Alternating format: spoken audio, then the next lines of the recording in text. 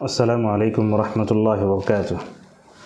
الحمد للہ رب العالمین والصلاة والسلام علی اشرف الانبیاء والمرسلین، اللہم صلی وسلم وبارک علی عبدک ورسولک محمد وعلی آلہ واصحابہ اجمعین وعلی من تبعہم بإحسان الی یوم الدین، اما بعد۔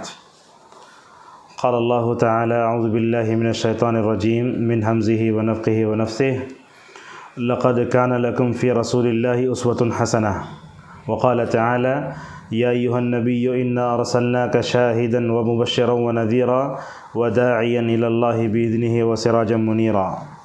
وقد صح عن النبی صلی اللہ علیہ وسلم انہ قال بلغوا عنی ولو آیہ۔ العزہ کے پلیٹ فارم سے اس وقت ہم تقریباً 35 یا 40 منٹ آپ کے سامنے ہم گفتگو کریں گے۔ ہمارے اس محاضرے اور لیکچر کا ٹاپک اور موضوع ہے نبی کریم صلی اللہ علیہ وسلم کا دعوتی منہج۔ اللہ تبارک و تعالیٰ نے قرآن کریم میں 2 نبیوں کے لیے اسوہ کا لفظ استعمال فرمایا، جیسا کہ استاد محترم حافظ ظفر الحق شاکر رحمہ اللہ کلاسوں میں فرمایا کرتے تھے۔ اللہ تعالیٰ نے 2 نبیوں کے لیے اسوہ کا لفظ استعمال فرمایا، اور یہ دونوں اللہ تعالیٰ کے خلیل ہیں۔ اللہ تعالیٰ نے ابراہیم کے بارے میں کہا قد کانت لکم اسوۃ حسنۃ فی ابراہیم والذین معہ۔ اس میں تو ابراہیم کی پوری زندگی کو نمونہ بنا کے پیش کیا گیا، سوائے اس بات کے کہ انہوں نے اپنے باپ کے لیے مغفرت کی دعا مانگی۔ سورہ احزاب مدنی صورت ہے۔ اللہ تبارک و تعالیٰ نے اس صورت میں خندق کا تذکرہ فرمایا۔ علامہ ابن کثیر رحمہ اللہ اس آیت کے بارے میں کہتے ہیں کہ لقد کان لکم فی رسول اللہ اسوۃ حسنہ، جب بھی نبی کریم صلی اللہ علیہ وسلم مکمل اسوہ ہیں، آئیڈیل ہیں، کمپلیٹ، تو اس بارے میں جب بھی ہم ماشاءاللہ علماء کو جب سنتے ہیں تو یاد ضرور پڑھتے ہیں، مگر میری ایک اپنی عادت ہے کہ اس آیت کا وہ مطلب صورت کے مضامین سے کیا تعلق ہے، انشاءاللہ وہ بھی آپ کے سامنے بتا دیتے ہیں۔ علامہ ابن کثیر رحمہ اللہ کہتے ہیں کہ حقیقت میں اللہ تبارک و تعالیٰ یہ بتانا چاہتا ہے کہ اے مومنوں، صحابہ کرام نے خندق کے موقع پر ٹھنڈی میں رسول اللہ کا ساتھ نہیں چھوڑا، تمہیں بھی اپنی زندگی میں نبی کے نقش قدم پر تمہیں کبھی نہیں چھوڑنا چاہیے، بلکہ ہمیشہ ان کو تھام کر رہنا چاہیے۔ اور اسی صورت میں آپ دیکھیں جس صورت میں اللہ نے فرمایا لقد کان لکم فی رسول اللہ اسوۃ حسنہ، اسی صورت میں اللہ تعالیٰ نبی کریم صلی اللہ علیہ وسلم کو ایک داعی کے طور پر پیش کرتا ہے۔ چنانچہ اللہ نے کیا کہا، یا ایھا النبی، اے نبی، انا ارسلناک شاہدا، ہم نے آپ کو گواہ بنا، ہم نے جو ہے آپ کو شاہد بنا کے بھیجا ہے۔ اس کے بعد کہا یا ایھا النبی انا ارسلناک شاہدا ومبشرا، جنت کی خوشخبری دینے والا، ونذیرا، اور جہنم سے ڈرانے والا، برے انجام سے ڈرانے والا۔ آگے اللہ فرماتا ہے نبی کریم صلی اللہ علیہ وسلم کے بارے میں کہ وَدَاعِيًا إِلَى اللَّهِ بِإِذْنِهِ، اللہ تعالیٰ آپ کو یہ داعی بنا کر بھیجا ہے اللہ کی طرف اس کے حکم سے۔ معزز حاضرین، آپ جانتے ہیں کہ نبی کریم صلی اللہ علیہ وسلم کی کئی حیثیتیں ہیں۔ اس درس میں ہم آپ کے سامنے یہ بتائیں گے اللہ کی نبی صلی اللہ علیہ وسلم ایک کامیاب داعی کیسے تھے۔ آپ اس درس میں ہمارے جو اہم پوائنٹ ہے وہ نوٹ کرنے کا وہ یہ ہے، اللہ تعالیٰ نے نبی کریم صلی اللہ علیہ وسلم کو 2 دعوتی منہج دیا، جو دعوتی طریقہ دیا، یہ طریقہ آسمان سے اترا ہوا ہے۔ اور بتائیے جب آسمان سے اگر کوئی طریقہ اترا ہوگا تو میں سمجھتا ہوں اس سے بڑا اور کامیاب اور مؤثر طریقہ کوئی بھی نہیں ہے۔ لہٰذا اس درس کے ذریعے جہاں تک ہمارا پیغام ہم دعوت دیتے ہیں ان تمام کو کہ اگر آپ دعوت اللہ میں کامیاب ہونا چاہتے ہیں تو تمام نبیوں کی طرح خصوصاً جناب محمد رسول اللہ صلی اللہ علیہ وسلم کو بحیثیت داعی پڑھو۔ یہ دعوت جو ہے اس امت کا فرض منصبی ہے۔ اللہ تبارک و تعالیٰ نے سورہ آل عمران میں بتایا کہ اس امت کو دعوت کا کام کرنے کے لیے ہی وجود بخشا گیا۔ اللہ نے کہا کنتم خیر امت اخرجت للناس، تم بہترین امت ہو، للناس مطلب لوگوں کے لیے۔ اللہ تعالیٰ نے ہم کو لوگوں کے لیے نکالا ہے، نہ کہ صرف مسلمانوں کے لیے۔ تو آج ہم دیکھتے ہیں لوگ مسلمانوں کے درمیان اصلاح کا کام تو کر لیتے ہیں، مگر دعوت کا کام غیر مسلموں تک کرو بولے تو لوگ جو ہے چہرے بناتے ہیں۔ تو اس طریقے سے ہمیں دعوت کا منہج قرآنی آیت کے ذریعے سمجھنا چاہیے۔ سورہ یوسف آپ جانتے ہیں مکی دور کی وہ صورت ہے جس میں اللہ تعالیٰ نے نبی کریم صلی اللہ علیہ وسلم پر یہ صورت اتاری۔ اس صورت کے آخری میں اللہ تعالیٰ یوسف کی جو دعوت ہے جیل میں اس کو ذکر کریں، اللہ آگے فرماتا ہے قُلْ هَٰذِهِ سَبِيلِي أَدْعُو إِلَى اللَّهِ، آپ کہہ دیجئے یہ میرا راستہ ہے۔ مطلب یہ ہے کہ یہ جو دعوت کا راستہ ہے میرا راستہ ہے، ادعو الی اللہ، میں اللہ کی طرف بلاتا ہوں، علی بصیرت کے ساتھ۔ مطلب یہ ہوا نبی کریم صلی اللہ علیہ وسلم کو دعوت کا جو منہج سمجھایا گیا اس میں علم سب سے پہلے سب پر جو ہے مقدم ہے۔ اور اللہ نے آگے کہا میں بھی علم کی روشنی میں کام کروں گا، ومن اتبعنی کہہ کر اللہ تعالیٰ یہ بتاتا ہے کہ قیامت تک جو بھی دعوت کا کام کرے گا اسے چاہیے کہ وہ مدعی اعظم صلی اللہ علیہ وسلم کو نمونہ بنائے۔ اس آیت کی تفسیر میں علامہ ابن القیم رحمہ اللہ لکھتے ہیں فالدعوۃ الی اللہ ہی وظیفۃ المرسلین واتباعہم ہم خلفاء الرسل فی اممہم، کہا کہ دعوت کا یہ کام اصل میں جو ہے نبیوں کا کام ہے، اور نبی جب دنیا سے چلے گئے تو اللہ تبارک اللہ کے نبی صلی اللہ علیہ وسلم نے اس دعوت کے کام کو امت کے علماء، امت کے صحابہ کے حوالے کیا، انہوں نے ماشاءاللہ حوالے کرتے کرتے ہم تک پہنچائے۔ اور اللہ تعالیٰ نے دعوت کا جہاں تذکرہ کیا تو اللہ تعالیٰ نے نبی صلی اللہ علیہ وسلم کو دعوتی منہج سمجھانے کے لیے اپنے سے پہلے گزرے ہوئے نبیوں کی مثالیں دیں۔ چنانچہ اللہ نے ابراہیم کے بارے میں کہا ثم اوحینا الیک ان اتبع ملت ابراہیم حنیفا، اے اللہ کے نبی آپ کیا کرو، ابراہیم کے راستے پر چلو۔ خصوصاً ہندوستان میں ہم جو ہے اقلیت میں رہتے ہیں، یعنی مائنارٹیز میں، اور ہماری شاید شرح 18 یا 17% ہے۔ ایسی صورت میں ہمیں یہ دیکھنا چاہیے کہ اقلیت میں رہتے ہوئے دعوت کا منہج اگر سمجھنا ہے تو قرآن میں 2 نبیوں کے اسوے کو بار بار پڑھو، ایک ابراہیم علیہ السلام اور دوسرے محمد رسول اللہ صلی اللہ علیہ وسلم۔ ابراہیم نے مائنارٹیز اقلیت میں رہ کر کیسے کام کیا، اللہ بتاتا ہے کہ اے محمد آپ بھی مکے میں مائنارٹیز میں ہیں، لہٰذا دعوت کا کام کرنا ہے تو ابراہیم کے نقش قدم پر چلو۔ اسی طریقے سے دعوت کے منہج کو سمجھانے کے لیے اللہ تبارک و تعالیٰ نے جہاں نبیوں کی مثالیں دی وہیں حضرت نوح کی مثال بھی دی، چنانچہ اللہ تعالیٰ نے حضرت نوح علیہ السلام سے متعلق مستقل صورت بھی اتاری۔ لہٰذا دعوتی منہج اگر جاننا ہے تو قرآن کا مطالعہ کرو، تمام نبیوں کا، اور خصوصاً نبی کریم صلی اللہ علیہ وسلم کے دعوتی منہج پر خصوصاً ہماری نظر ہونا چاہیے۔ اور اب دیکھو اللہ تعالیٰ نبی کی جہاں داعی الی اللہ ایک حیثیت بتاتا ہے، وہیں سورہ انبیاء کے آخری میں کئی نبی کا ذکر آگے فرماتا ہے وَمَا أَرْسَلْنَاكَ إِلَّا رَحْمَةً لِلْعَالَمِينَ، یہاں اللہ نے للمسلمین نہیں کہا، دنیا کے تمام حیوان چرند پرند کے لیے آپ صلی اللہ علیہ وسلم رحمت تھے، لہٰذا آپ نے اپنی رحمت میں ماشاءاللہ زندگی کے ہر طبقے میں ماشاءاللہ اثر ڈالا۔ دعوت کے میدان میں بھی نبی کریم صلی اللہ علیہ وسلم بڑے نرم تھے۔ قاضی محمد سلمان منصور پوری رحمہ اللہ رحمۃ اللہ علیہ میں لکھتے ہیں نبی کریم صلی اللہ علیہ وسلم کا جو قلب اتھر تھا، اللہ کے نبی اپنے سینے میں ایک درد مند دل رکھتے تھے، وہ دل ایسا تھا کہ کسی بھی غیر مسلم یا کافر کو دیکھتے تو وہ تڑپ جاتا تھا۔ یہی تڑپ ہمارے اندر بھی مکمل طور پر پیدا ہونا چاہیے۔ اللہ کے نبی نے اپنے اندر پائے جانے والے دعوت کی حفظ کبھی حدیث میں یوں بیان فرمایا، کہا دیکھو لوگو تم جہنم میں جا کر گر رہے ہو، میں تمہارے دامن کو پکڑ پکڑ کے بچا رہا ہوں۔ تو اللہ کے نبی کے اندر یہ تڑپ تھی، یہ تڑپ ہمارے ہر آدمی کے اندر بھی مکمل طور پر ہونا چاہیے۔ اور آپ کے اندر جو دعوتی جذبہ تھا قرآن نے 2 جگہ اس کو بیان فرمایا، وہ سورہ کہف جس کو ہم ہر جمعہ پڑھتے ہیں، اللہ فرماتا ہے لَعَلَّكَ بَاقِعٌ نَفْسَكَ عَلَىٰ آثَارِهِمْ إِن لَّمْ يُؤْمِنُوا بِهَذَا الْحَدِيثِ أَسَفًا، اللہ فرماتا ہے کہ اے اللہ کے نبی ایسے لگتا ہے یہ لوگ ایمان نہیں لائے بول کے افسوس سے شاید آپ اپنے آپ کو ہلاک کر لیں گے۔ علامہ ابن کثیر رحمہ اللہ کہتے ہیں کہ دیکھو داعی اعظم صلی اللہ علیہ وسلم میں کتنی تڑپ تھی، ایسے معلوم ہو رہا کہ نبی ان کے دعوت نہ لانے کی وجہ سے اپنے آپ کو ہلاک کر لیں گے۔ اور آپ جانتے ہیں تقریباً 19ویں پارے میں سورۃ الشعراء بھی ہے، اس میں اللہ تعالیٰ کئی نبیوں کی دعوتوں کا تذکرہ فرماتا ہے، حضرت موسیٰ علیہ السلام کا، شعیب کا، صالح کا، نوح کا، لیکن اللہ تعالیٰ کا کمال دیکھیے، اللہ تعالیٰ نے تمام نبیوں کی دعوتوں کو ذکر کرنے سے پہلے نبی کی دعوت کے بارے میں جو حرص ہے وہ بتا دیا۔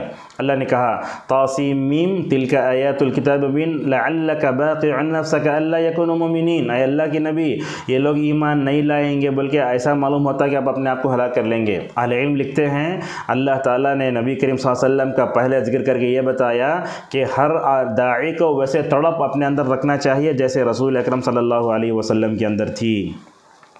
اب آئیے میں آپ کے سامنے بتاتا ہوں کہ اللہ تعالیٰ نے نبی پر جو دعوت الی اللہ کا جو منہج اتارا تھا آسمان سے، وہ اب کامیاب مؤثر ہے، اور اللہ تبارک و تعالیٰ سے بڑھ کر وہ کون سا طریقہ کامیاب ہو سکتا ہے جو ہم قرآن حدیث کو چھوڑ کر اپنائیں۔ ہم سب سے پہلے سورہ فاتحہ میں آتے ہیں، اللہ تعالیٰ اس میں دعوت کے 2 طریقے بتاتا ہے نبی کریم صلی اللہ علیہ وسلم کو، وہ کیا ہیں؟ سب سے پہلے کہا الحمدللہ رب العالمین، یہ کیا ہے؟ یہ ترغیب، یہ جو ہے کیا ہے؟ ترہیب ہے یہ، یعنی تمام تعریفیں اس اللہ کے لیے ہیں جو جہانوں کا رب ہے۔ مطلب یہ ہے ہر ایک آدمی کو اللہ سے ڈرنا چاہیے۔ اگر آپ دعوت کا کام نہیں کر رہے ہیں، رب العالمین سے ڈرو۔ اور اس کے بعد کہا الرحمن الرحیم، یہ ہے ترغیب، یعنی مطلب یہ کہ اللہ رحمان ہے اور رحیم ہے۔ اگر تم دعوت کا کام کرو گے، کوئی بھی نیک کام کرو گے، تو اللہ تبارک و تعالیٰ کی جو ہے رحمت کو تم پالو گے۔ علامہ قرطبی رحمہ اللہ ان آیتوں کی تفسیر میں کہتے ہیں اللہ تعالیٰ نے ترغیب و ترہیب دونوں کو جمع کر کے رکھا۔ جب ہم ترغیب و ترہیب کہتے ہیں تو ہو سکتا ہے سامعین یہ سمجھ جائیں کہ حدیث کی کتاب ہے، وہ اپنی جگہ ہے منذری کی، مگر ہم جو بتانا چاہتے ہیں ترہیب کا مطلب ڈرانا۔ رب العالمین کہہ کر اللہ ڈرائے، اگر تم دعوت کا کام نہیں کرو گے تو اللہ کے سامنے تمہیں جواب دینا ہوگا۔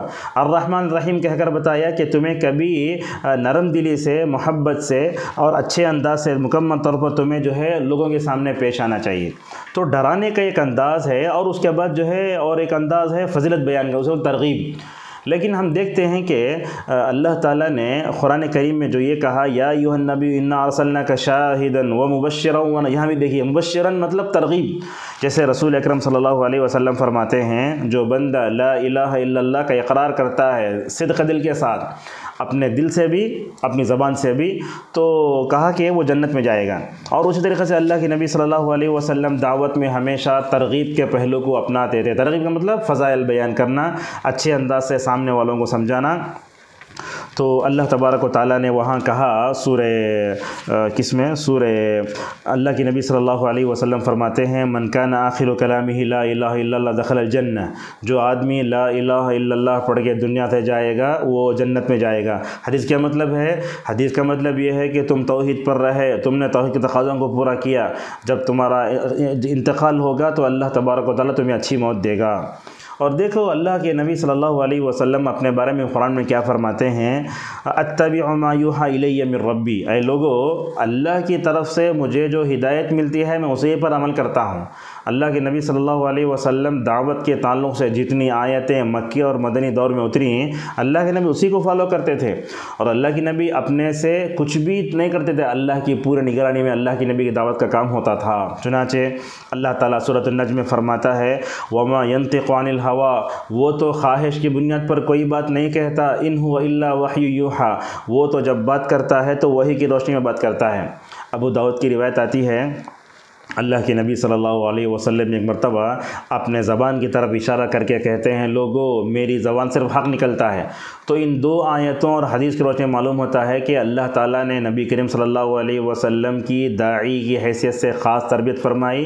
جب تربیت فرمائی تو ماشاءاللہ نبی کریم صلی اللہ علیہ وسلم مکمل طور پر اللہ تعالیٰ کی ہدایت پر چلتے رہے، اور خصوصاً مکی دور میں دعوت کا کام کرنا تھا، توحید پر جمنا تھا، اسی لیے مکی دور میں توحید پر بہت زور دیا گیا، اور توحید پر زور دینے کے ساتھ ساتھ توحید پر استقامت پر زور دیا گیا۔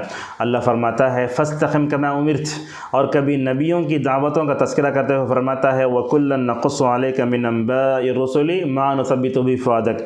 اے اللہ کے نبی، ہم یہ دعوت کی جو مثالیں پیش کریں نبیوں کے، اس کا مقصد یہ ہے کہ ہم آپ کے دل کو مضبوط کریں۔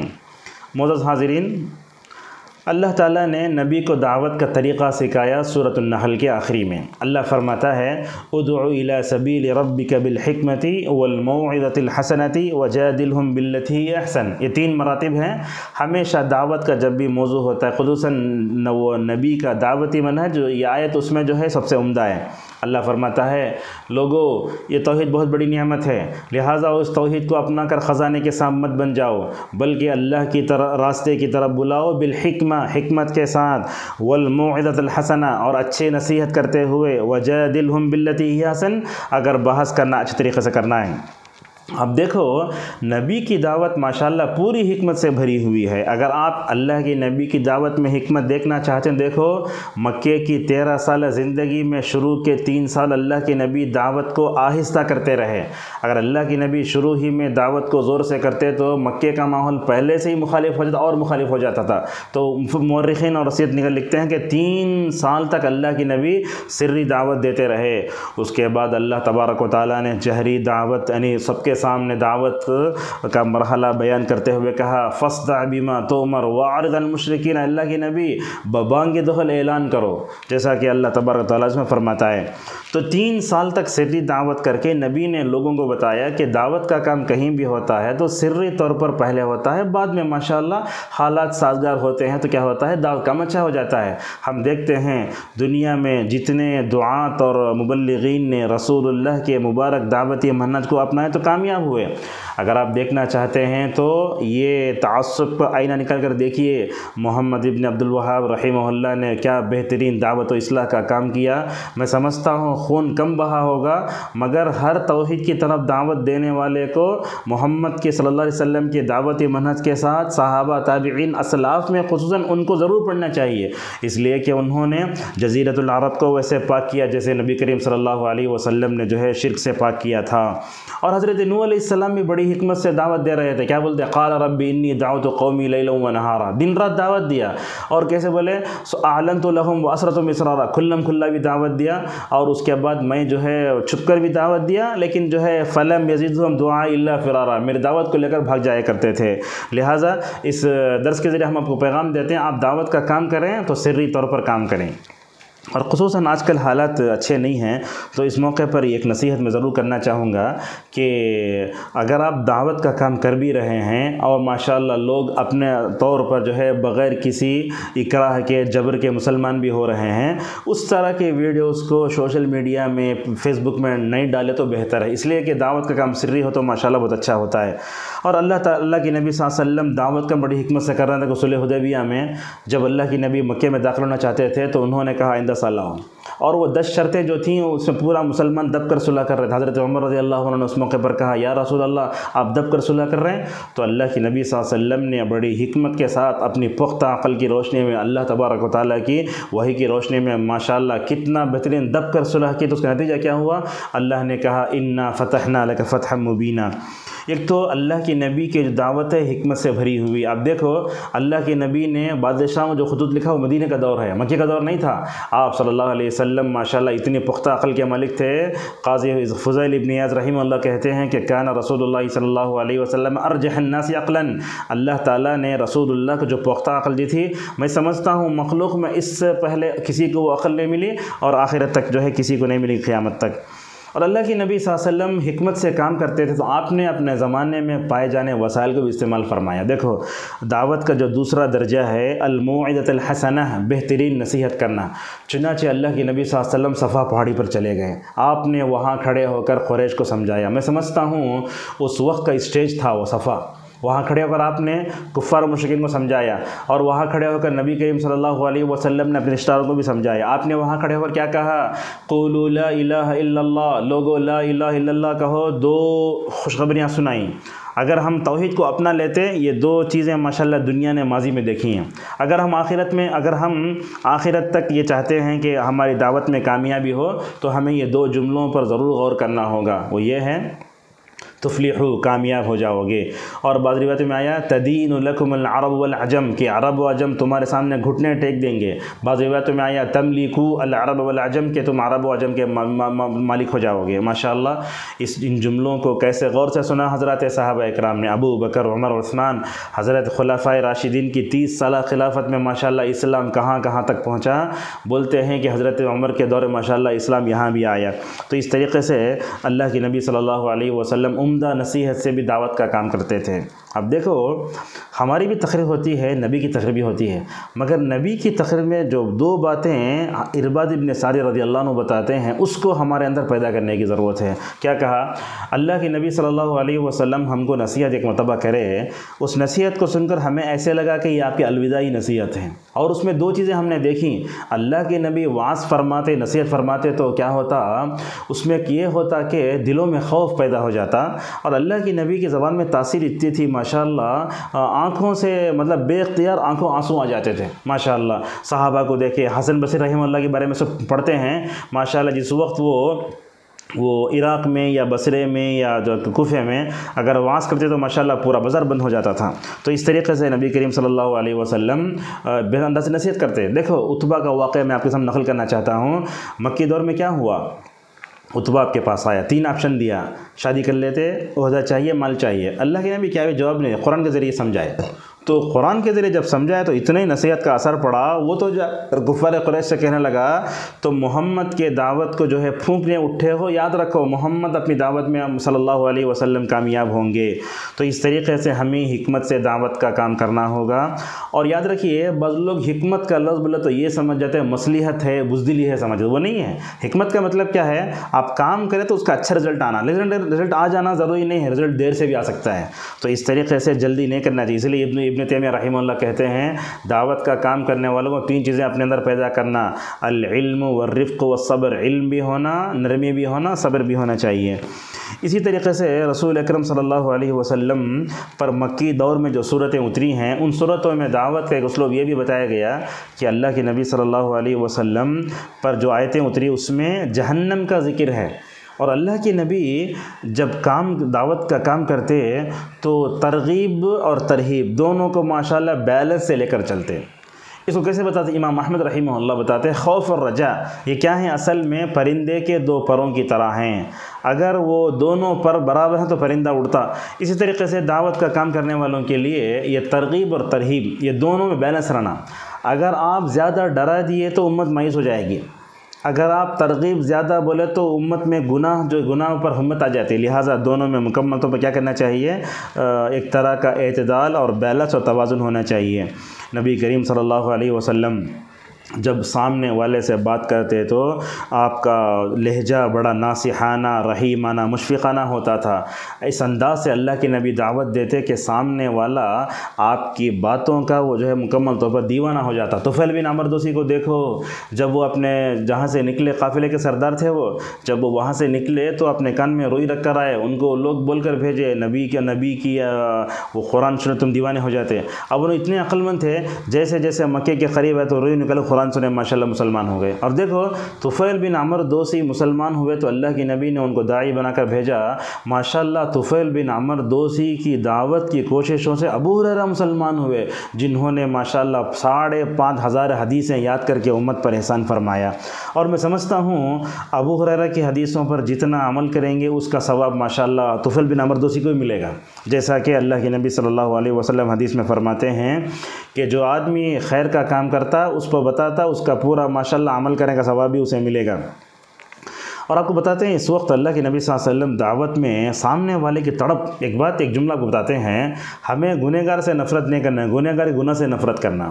ابو امامہ الباہلی رضی اللہ عنہ کی روایت آتی ہے، یہ قریش کا نوجوان زنا ایجاد پوچھنے آیا، صحابہ مارنے اٹھے۔ اگر میں تقریر کروں آپ کے سامنے مسجد میں کہیں بیٹھ کر تو اگر زنا کے بارے میں سوال کرتا تو مولوی صاحب خود تھوک ڈالتے، ایسا ہوتا، لیکن اللہ کے نبی ویسے نہیں تھے۔ اللہ کے نبی نے کہا قریب آنے دو اسے، اللہ اکبر، نبی کے زانوں ملا کر بیٹھا، دیکھو گنہگار سے کیسی محبت ہے۔ اللہ کے نبی اسے پوچھنے لگے کس غرض سے آیا، اور وہ بھی دیکھو ہمت، وہ نوجوان پھر سوال کو دہرا رہا، اذن لی فی الزنا۔ اللہ کے نبی نے کہا دیکھو ماں، بہن، بیٹی، خالہ، پورا پوچھتے اللہ کے نبی اس کے فطرت کو اتنا پاک کر ڈالے، وہ بولنے لگا یا رسول اللہ، میں اس نے دنیا میں کوئی بھی آدمی کسی ماں، بہن، بیٹی، خالہ، پھوپھی زنا نہیں کرے گا۔ اللہ کے نبی صلی اللہ علیہ وسلم اس کے بعد اپنا ریشم سے زیادہ نرم جو ہاتھ ہوتا ہے اس کے سر پر رکھ کر دعا دیتے ہیں، کیا بولتے ہیں؟ اے اللہ اس کے دل میں جو غلط چیز ہے اس کو معاف کر دے، تو اس کی شرمگاہ کی حفاظت کر، اے اللہ تو اس کے دل کو پاک کر دے غلط خیالات سے۔ تو نرمی سے ماشاءاللہ کام بنتا ہے۔ اور اللہ تعالیٰ جہاں غزوہ احد اور بدر کا ذکر کرتا ہے وہیں فرماتا ہے فَبِمَا رَحْمَةٍ مِّنَ اللَّهِ لِنْتَ لَهُمْ، اللہ کے نبی آپ اللہ کی رحمت سے لوگوں کے نرم ہو گئے۔ اگر آپ سخت دل، سخت انداز والے ہوتے تو کیا ہوتا؟ مطلب لوگ آپ کے بس چھٹ جاتے۔ اور حدیث میں خود اللہ کے نبی فرماتے ہیں ان اللہ رفیق یحب الرفق وتعطی علی الرفق ما لا یعطی العنف، اللہ تعالیٰ رفیق ہے، پسند کرتا ہے نرمی کو، اور نرمی میں جو کام ہوتا ہے وہ سختی میں نہیں ہوتا۔ لہذا آج کل ہم دعوت کا کام دیکھتے ہیں، دیکھو ہم آپ کو بتاتے ہیں لوگ یہ ٹھڈی پکڑ کر غلط عقائد کو پھیلا رہے ہیں، مگر ہمارے پاس توحید ہے، منہج سب رہ کر ہم نرمی کے ساتھ کام نہیں کر رہے ہیں۔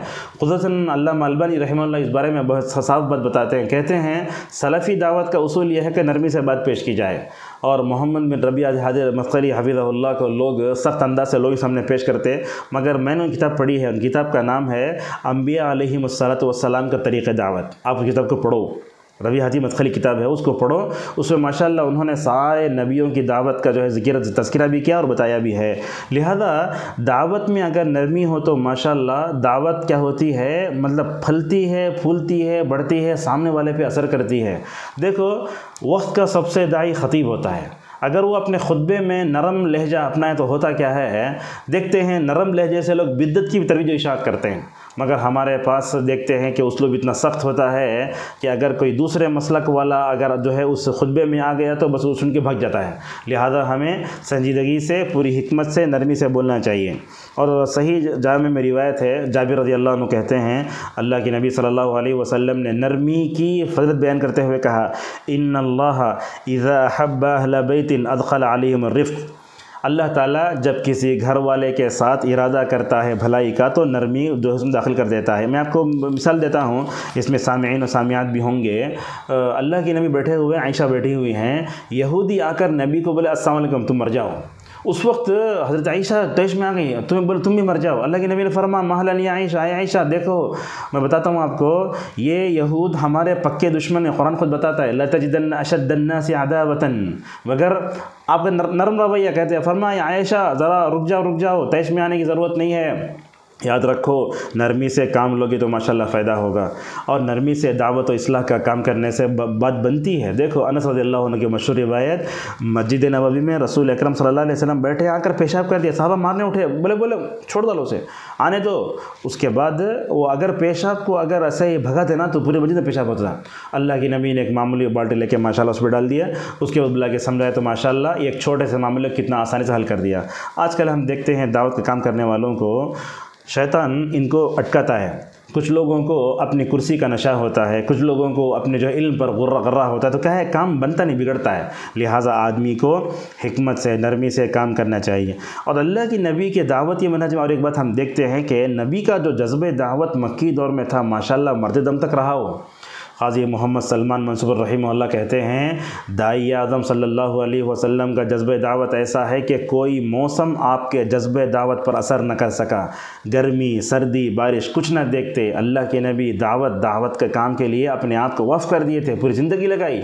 और अल्लाह अकबर, अल्लाह के नबी ने दावत के लिए अपनी पूरी ज़िंदगी लगाई तो अल्लाह ताला नबी की ज़िंदगी की कसम खाता है, ला अमरुक, तुम्हारे उम्र की कसम।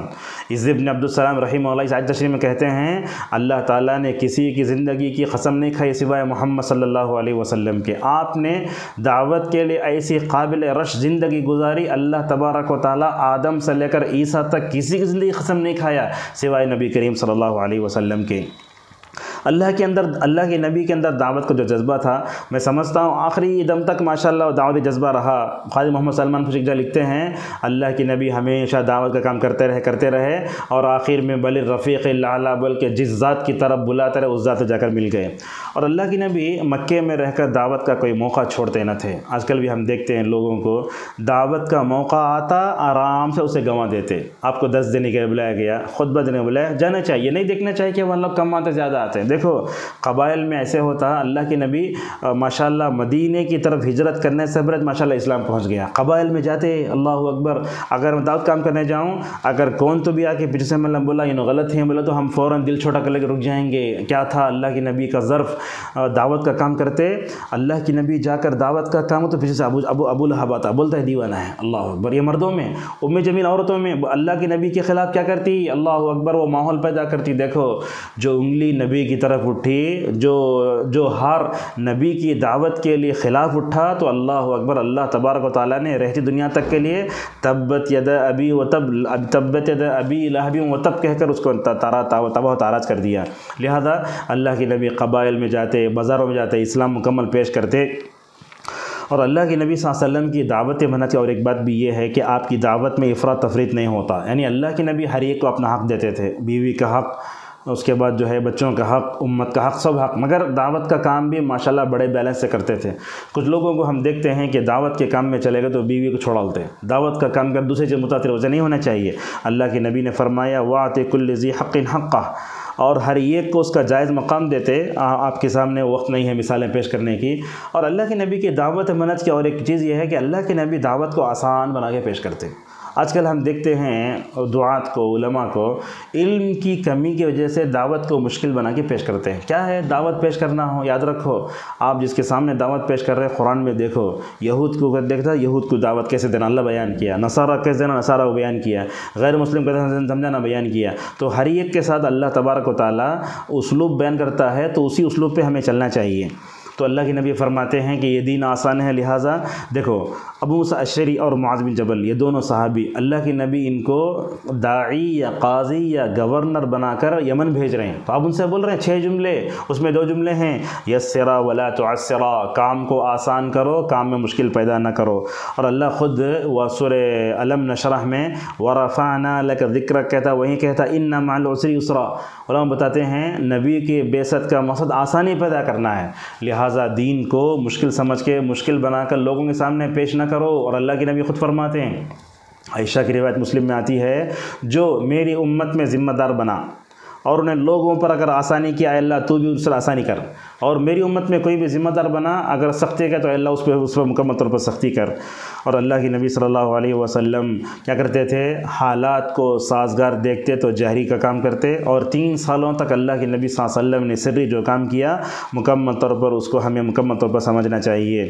اور اسی طریقے سے دعوت کا کام کرتے ہوئے ہمیں یہ بھی دیکھنا چاہیے کہ دعوت کا جو کام کرتے ہیں اس میں آسانی پیدا کرنا کیسا، اگر کوئی غیر مسلم مسلمان ہوتا ہے تو اس کو مسائل میں نہیں الجھانا، مثلا کیسے ختنے کی بات ہے، تو جیسے ہی وہ اسلام میں آتا ہے تو اللہ کے نبی نماز پڑھتے شروع میں فاتحہ یاد کرنا، ضم سورت کرنا نہیں بولے، بلکہ بولے سبحان اللہ الحمدللہ تسبیحات پڑھتے ہوئے نماز پڑھو۔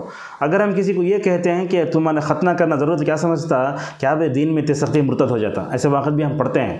لہٰذا ترجیحات دین بھی مکمل ہونا چاہیے۔ اور ایک بات یہ بھی ہے علماء کے لیے خصوصاً، ہم جو بھی تیاری کرتے وہ پورا ہر جگہ نہیں بولنا، خطبات میں، تقریر میں۔ پہلے جہاں خطبہ دینے جا رہے ہیں، دعوت کا کام کرنے جا رہے ہیں، سب سے پہلے وہاں کے لوگوں سے آپ مکمل طور پر کیا کرو، آپ مطلب تعلقات رکھو۔ مجھے معلوم ہے ہسکوٹے کے قریب میں سولی بل ایک واقعہ ہے، وہاں ہم گئے دعوت کا کام کرنے کے لیے، سب سے پہلے وہاں کے لوگوں سے وہاں کے ماحول اور مزاج کا ہم نے جائزہ لیا، تب چل کر ماشاءاللہ صبح سے شام تک الحمدللہ کوئی غیر مسلم، مسلم، بریلوی، سب قسم کے لوگ تھے، سب نے ماشاءاللہ شرح صدر سے دعوت کا اپنے اندر پیدا فرمایا۔ اگر ہم کسی کو سخت انداز سے بتاتے تو شاید دیکھو اللہ کے نبی صلی اللہ علیہ وسلم حضرت معاذ کو بھیج رہے ہیں، بول رہے ہیں اے معاذ تم اہل کتاب کے پاس جا رہے ہو، سب سے پہلے ان کی توحید کو پرفیکٹ کرو، اگر توحید صحیح ہو گئی تو کیا کرو، نماز کے بارے میں بتاؤ، اگر نماز صحیح ہو گئی تو کیا کرو، اس کے بعد جو ہے زکوٰۃ کے بارے میں بتاؤ۔ علامہ نووی رحمہ اللہ کہتے ہیں اللہ کے نبی صلی اللہ علیہ وسلم نے اس حدیث میں ارکان اسلام میں سے 2 کا تذکرہ فرمایا، نماز کا بھی، زکوٰۃ کا بھی۔ آپ نے روزے کو بھی چھوڑا، حج کو بھی چھوڑا، لہٰذا ہمیں مکمل طور پر اسی اسلوب کو اپنانا چاہیے۔ محمد ابن عبد الوہاب رحمہ اللہ کہتے ہیں اس آیت کی حدیث تشریح میں، البداۃ بالاہم فالاہم، جو چیز اہم ہے اس کو، اور میرے موضوع کو سمیٹتے ہوئے انشاءاللہ ایک 5 منٹ میں اپنی بات کو سمیٹتے ہیں۔ میرے موضوع میں سب سے اہم جو چیز ہے، نبی کریم صلی اللہ علیہ وسلم کی دعوتی منہج میں آپ نے دیگر نبیوں کی طرح توحید کو سب پر مقدم فرمایا، یہ سب سے اہم چیز ہے۔ علامہ ابن القیم رحمہ اللہ کہتے ہیں التوحید هو مفتاح دعوت الرسل، کہ یہ توحید ماشاءاللہ سب رسولوں کی جو ہے دعوت کی چابی ہے۔ اسی لیے کہا وَلَقَدْ بَعَثْنَا فِي كُلِّ أُمَّةٍ رَسُولًا أَنِ اعْبُدُوا اللَّهَ وَاجْتَنِبُوا الطَّاغُوتَ۔ اور اسی طریقے سے دعوت کا کام کرتے ہوئے ذرا کنائے اشارے میں بات کرنا، کبھی ہم دیکھتے ہیں دعوت کا کام کرتے ہوئے کئی لوگوں سے غلطیاں ہوتی ہیں، اسلام غلط تفسیر پیش کرے، اپنے نظریات پیش کرے، لوگوں کو اللہ کی طرف بلائے، مجھے اپنی طرف بلاتے ہیں۔ یہ سب سے بڑا جو ہے اس وقت میں جو ہم غلط چیز دیکھ رہے ہیں وہ یہ ہے۔ علامہ البانی رحمہ اللہ کے بارے میں علماء کہتے ہیں ان کی سب سے بڑی جو ہے جو بہترین کام انہوں نے کیا، علامہ البانی نے اپنے شاگردوں کو اپنے ذات سے نہیں جوڑا بلکہ حق سے جوڑا، اور کوئی نبی آ کر یہ نہیں بولا کونوا عباد اللہ، میرے بندے بن جاؤ، بلکہ اللہ کے لیے بلانا چاہیے۔ لہذا گفتگو کریں، درس میں گفتگو کریں، کسی بھی محفل میں کہیں بھی ہو، اشارے کنائے سے بات کرو۔ جیسے دیکھو اللہ کے نبی صلی اللہ علیہ وسلم بات کرتے بولتے ہیں ما بال قوم یفرون کذا و کذا، کیا کچھ لوگ ایسا کر رہے ہیں، ایسا کر رہے ہیں۔ امام بخاری رحمہ اللہ بھی کتاب الحیل میں جب احناف کی طرف اشارہ کرنا چاہتے بولتے قال بعض الناس، تو اس سے معلوم ہوتا ہے کہ ہمیں کنائے سے لینا چاہیے۔ ممبروں پر نام لے کر بولنا ضرور بھی بول سکتے ہیں، ورنہ ممبروں پر نام لے کر بولنے سے ہوتا کیا ہے، ہر مسلک کے لوگ جو ہے مسجد میں خطبہ سننے آتے ہیں، اگر آپ کسی پر نکیر کرتے ہیں تو ہوتا کیا ہے، وہ سیدھے راستے پر آنے والا شخص بھی نعوذ باللہ اس سے بھٹک جاتا ہے۔ اور کبھی اللہ تعالیٰ نبی صلی اللہ علیہ وسلم کو دعوتی منہج بتانے کے لیے نبیوں کی مثالیں پیش کرتا ہے۔ دیکھو سورہ ہود میں، سورہ شعراء میں حضرت نوح علیہ السلام کا، صالح کا، شعیب کا، لوط کا، موسیٰ کا تذکرہ کرتے فرماتا ہے کہ اے نبی ان کے راستے پر چلو۔ اور اسی طریقے سے رسول اکرم صلی اللہ علیہ وسلم بھی مثالیں دیتے تھے، اللہ کی نبی صلی اللہ علیہ وسلم نے مثالیں دی۔ دیکھو مثالوں سے سمجھائے کیسے، غار کا قصہ بولے، 3 لوگ غار میں گئے اور آپ صلی اللہ علیہ وسلم نے وہ واقع بیان فرمایا، ابرص کیسے تھا۔ اور اسی طریقے سے اور ایک بات بھی ہے، کیا آج کی درس کی اہم چیز ہے، معروف اور منکر میں بیلنس ہونا۔ صرف معروف کی طرف بلائے یہ بھی غلط ہے، خالی انکار منکر کرتے رہے یہ بھی غلط ہے۔ آج ہم دیکھتے ہیں مسلمانوں کی تنظیموں میں، تحریموں میں نام لیے بغیر بولتے ہیں، صرف معروف کا حکم دیے، منکر کو چھوڑ دیے، تو منکرات کو چھوڑنے کی وجہ سے یہ بنی اسرائیل ہلاک ہوئی۔ کانوا لا یتناہون عن منکر فعلوا، لہذا معروف اور منکر دونوں کو ایک ساتھ لے کر چلیے، معروف کا بھی حکم دو، منکر، اس لیے اللہ نے کیا کہا، وَلْتَكُن مِّنكُمْ أُمَّةٌ يَدْعُونَ إِلَى الْخَيْرِ يَأْمُرُونَ بِالْمَعْرُوفِ وَيَنْهَوْنَ عَنِ الْمُنكَرِ وَأُولَٰئِكَ هُمُ الْمُفْلِحُونَ۔ یہ کام کرے تو کامیابی ہوتی۔ اگر آپ خالی معروف کا حکم دیے، منکر کو چھوڑ دیے، یا منکر کرے معروف کو چھوڑ دیے تو غلط ہو جاتا ہے۔